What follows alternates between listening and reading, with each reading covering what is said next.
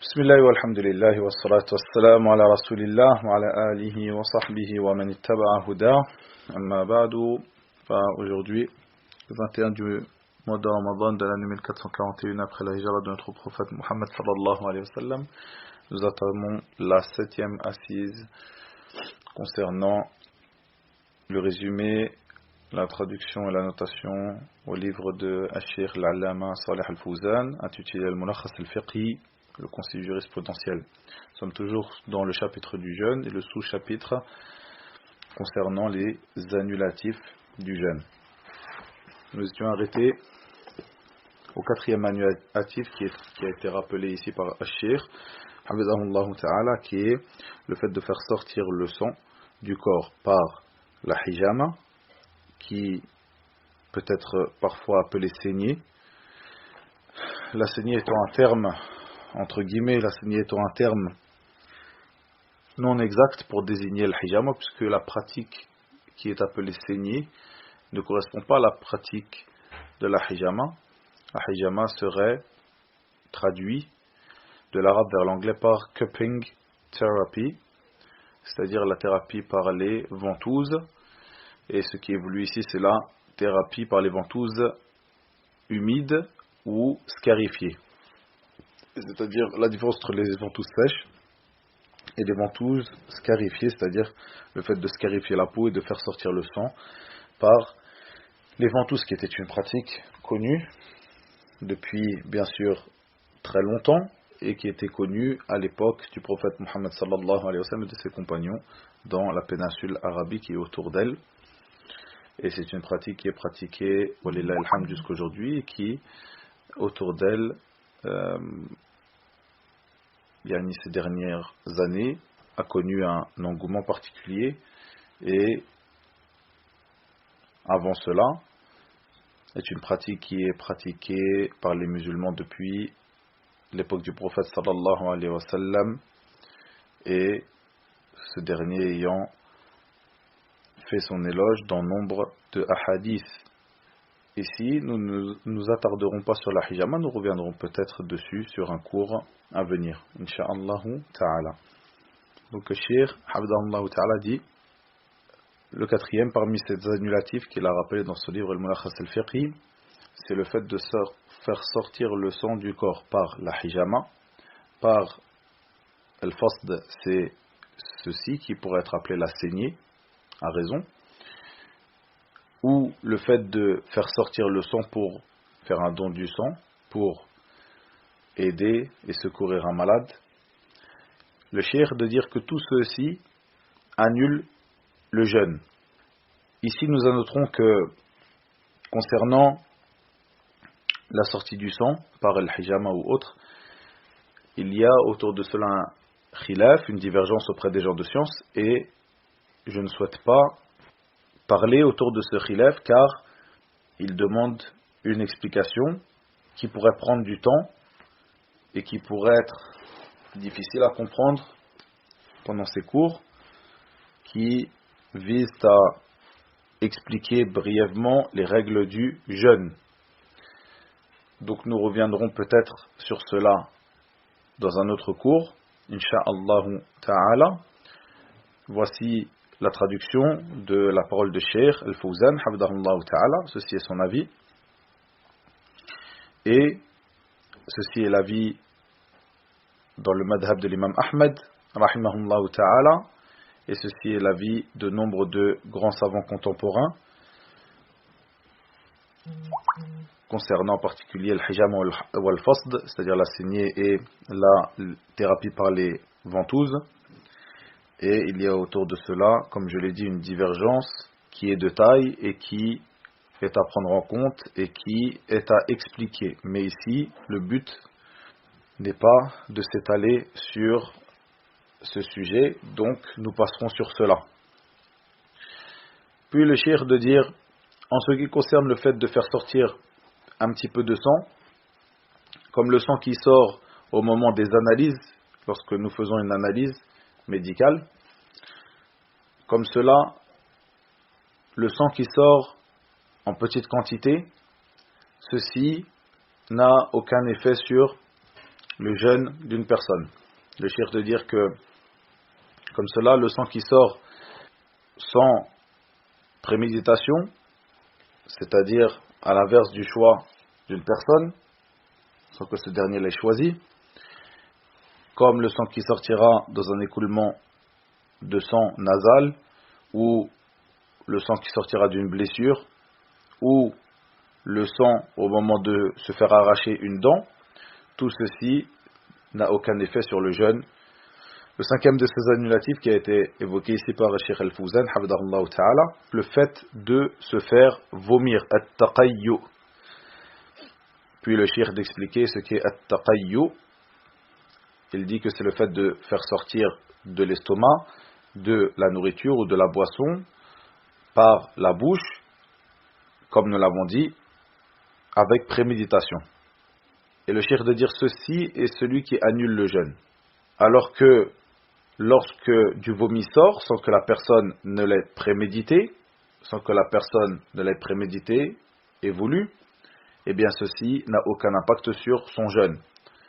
D'après la parole du prophète Mohammed sallallahu alayhi wa sallam, dans le sens approximatif de ces paroles, celui qui se voit faire sortir le vomi sans qu'il l'ait prémédité et voulu, eh bien celui-là n'a pas à rattraper son jour. Mais celui qui se sera fait vomir avec préméditation, celui-là qu'il rattrape son jeûne. Dans le sens approximatif de ces paroles, sallallahu alayhi wa sallam. Puis le cheikh, hafidahullah ta'ala, de dire, il convient aux jeûneurs de s'écarter de al-iktihal, c'est-à-dire le fait de s'appliquer du kuhl sur les yeux, ou de s'appliquer un remède sur les yeux par des gouttes, par exemple, ou autre que celle-ci, pendant la journée de jeûne, afin de se préserver et de préserver son jeûne. Nous annoterons ici que nous avons déjà évoqué ce point hier dans les questions après l'assise de Al-Mulakhas al-Fiqhi, du conseil jurisprudentiel, dans ces petites affaires, ces petites questions que nous traitons à la fin de chaque cours. Revenez donc à l'assise numéro 6, vous aurez des détails par rapport à cela.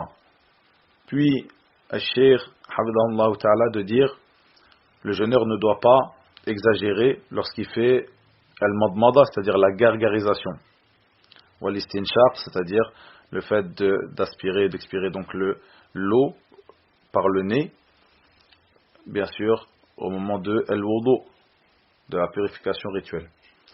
Car, peut-être qu'en faisant cela, s'il exagère, c'est-à-dire, dans cela, il y aura de l'eau qui descendra dans sa gorge jusqu'à son estomac.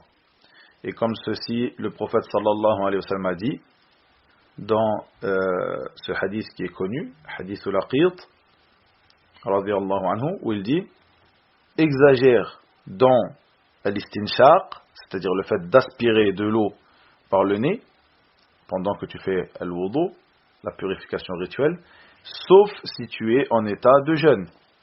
Le prophète sallallahu alayhi wa sallam, dans ce hadith, nous voyons qu'il enjoint le musulman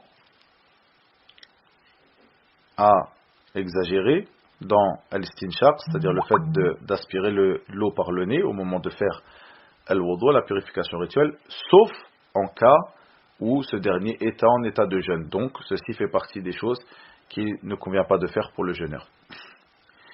Puis, Al-Cheikh, hafidahullah ta'ala, a rappelé as-siwak.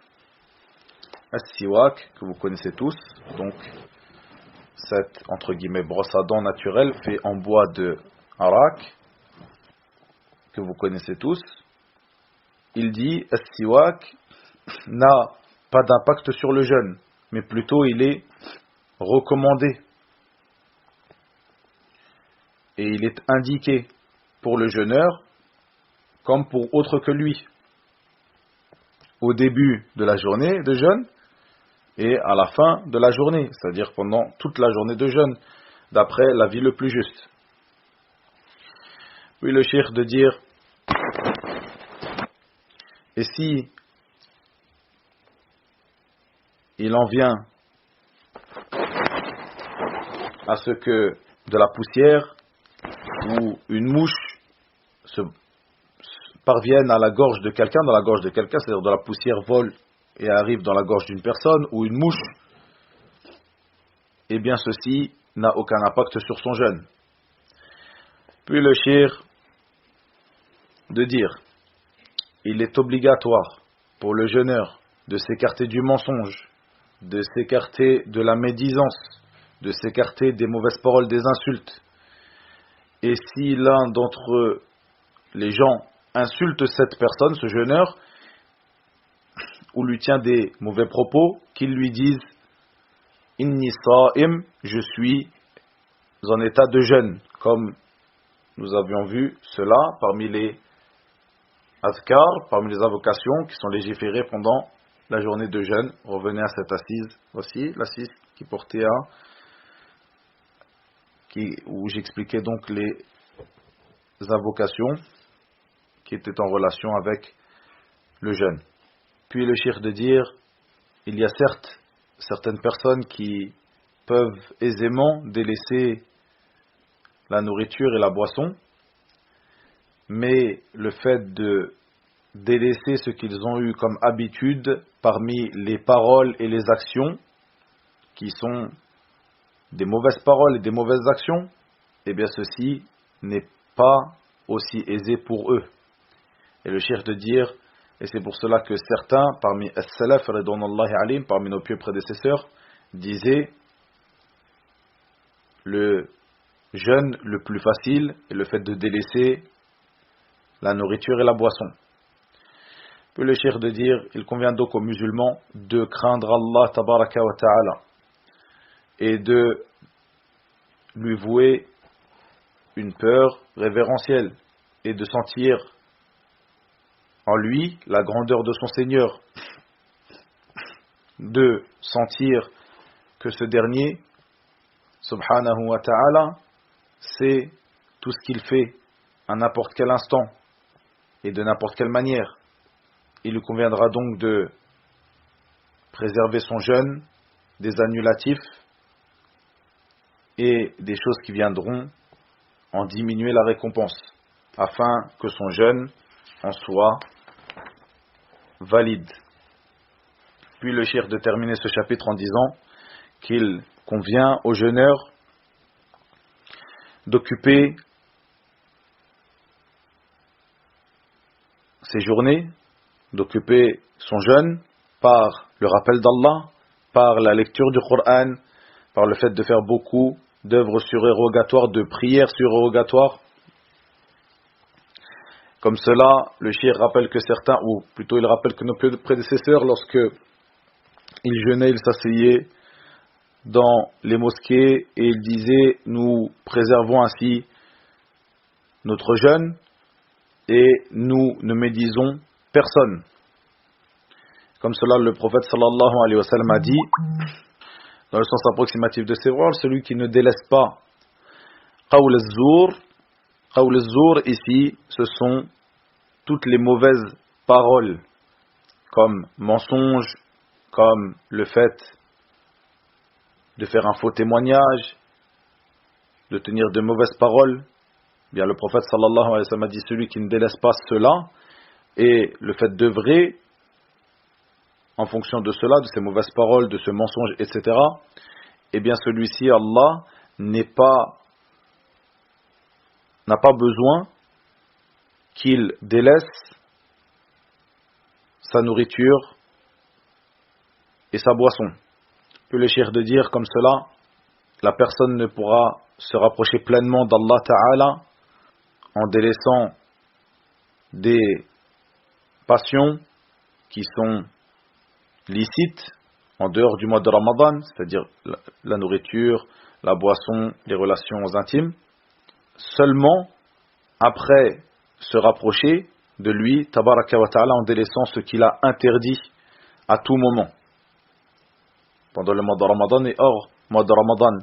Parmi cela, le mensonge, l'injustice, le fait de transgresser les limites d'Allah Azza wa Jal, en ne respectant pas les sangs qu'il a jugés sacrés, subhanahu wa ta'ala, ainsi que les biens et les honneurs comme cela.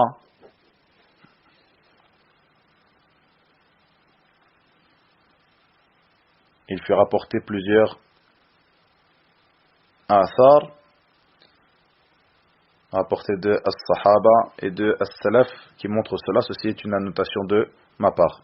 Et nous terminons ici cette 7e assise de l'explication de la traduction et du résumé de ce livre Al-Mulakhas al-Fiqhi, le concis jurisprudentiel de Al-Allama al-Sheikh Salih al-Fawzan hafidahullah ta'ala. Et nous commencerons demain le sous-chapitre traitant de l'expiation et du rattrapage du jeûne. Inch'Allah ta'ala. Wa ila huna wa billahi tawfiq wa sallallahu wa sallam wa barak ala nabiyyina Muhammad wa akhiru da'wana alhamdulillahi rabbil alamin. Comme nous avons l'habitude, je vais juste traiter quelques petits points ici, quelques questions qui sont d'ordre du cours. Donc, le cours d'hier, nous avions parlé de Al-Kuhl, comme je l'ai évoqué dans le cours d'aujourd'hui. Revenez à ce cours, la 6e assise. Ici, je vais simplement évoquer quelques petits points qui sont utiles. Des questions qui sont posées fréquemment, comme nous l'avons fait hier sur les annulatifs du jeûne. Il y a certaines questions qui ont été posées à l'ulama sur, par exemple, une personne qui ne serait pas rincé la bouche après avoir mangé as-suhour. Donc, c'est-à-dire ce repas, après avoir pris as-suhour, c'est-à-dire ce repas en fin de nuit, il ne serait pas rincé la bouche, ou même s'il s'était rincé la bouche, mais il resterait des résidus, quelques aliments entre ses dents, etc., etc. Eh bien, qu'en est-il de cela? Qu'en est-il de cela?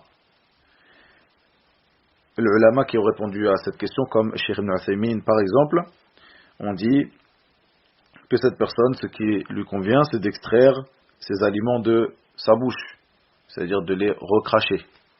Ces petites parties d'aliments, il devra se rincer la bouche et les recracher. Comme cela, nous voyons que nous avons traité aujourd'hui le point en rapport avec as-siwak. Nous avons vu, d'après la parole de Cheikh Al-Fawzan, et ceci est la parole de la grande partie de nos savants, le fait que le siwak est quelque chose de recommandé pendant le mois de Ramadan, c'est-à-dire en dehors du mois de Ramadan, et comme cela pendant le mois de Ramadan, c'est-à-dire qu'il n'y a pas de différence entre le mois de Ramadan et autre que le mois de Ramadan, la journée du jeûne, pendant le mois de Ramadan, sur le caractère recommandé du siwak.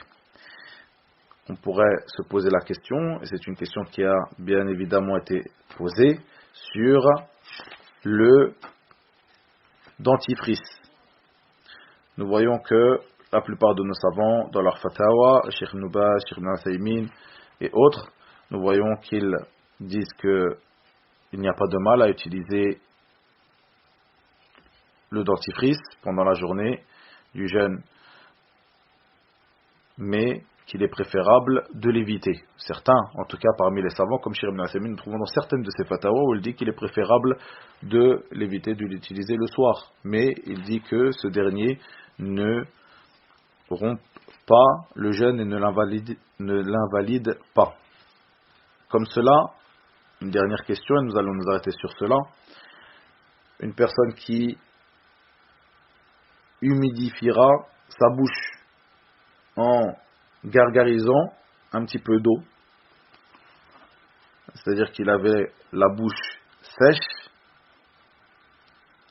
et qu'il a voulu simplement l'humidifier en se la rinçant.